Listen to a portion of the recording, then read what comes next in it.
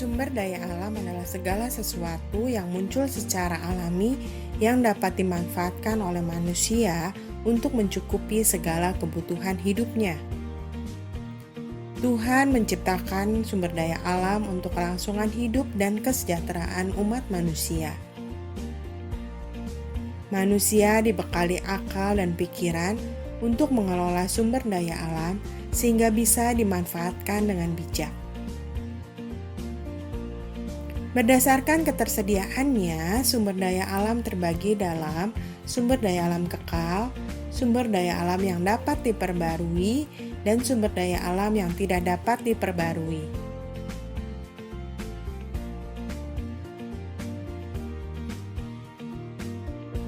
Sumber daya alam kekal adalah sumber daya alam yang tidak akan habis karena selalu tersedia, sehingga dapat digunakan sebanyak-banyaknya.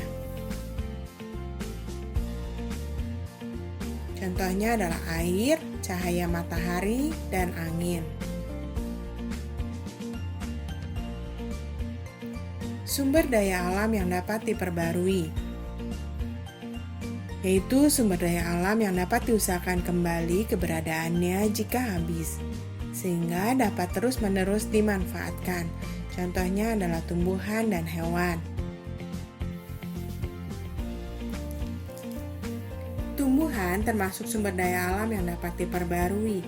Tumbuhan dapat diperbarui antara lain dengan cara ditanam bijinya. Biji yang ditanam akan tumbuh menjadi tanaman dewasa.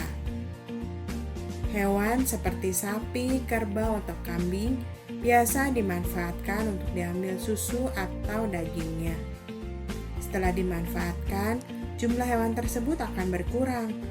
Namun, melalui pengembangbiakan, jumlah hewan tersebut dapat kembali bertambah. Sumber daya alam yang tidak dapat diperbarui.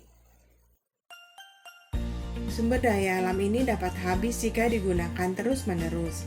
Jumlahnya terbatas dan tidak dapat dipulihkan. Contohnya minyak bumi, batu bara, dan barang tambang. Minyak bumi dan batu bara terbentuk dari makhluk hidup yang telah mati dan terpendam selama jutaan tahun yang lalu. Pembentukan minyak bumi dan batu bara sangat lama, membutuhkan waktu jutaan tahun. Oleh karena itu, minyak bumi dan batu bara termasuk sumber daya alam yang tidak dapat diperbarui.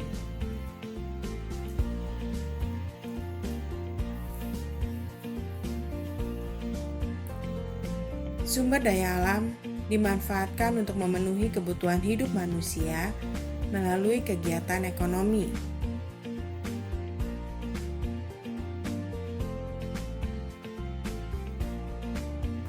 Anak-anak, sampai di sini pembelajaran kita hari ini. Sampai ketemu di pembelajaran selanjutnya. Terus semangat belajar ya. Tuhan Yesus memberkati.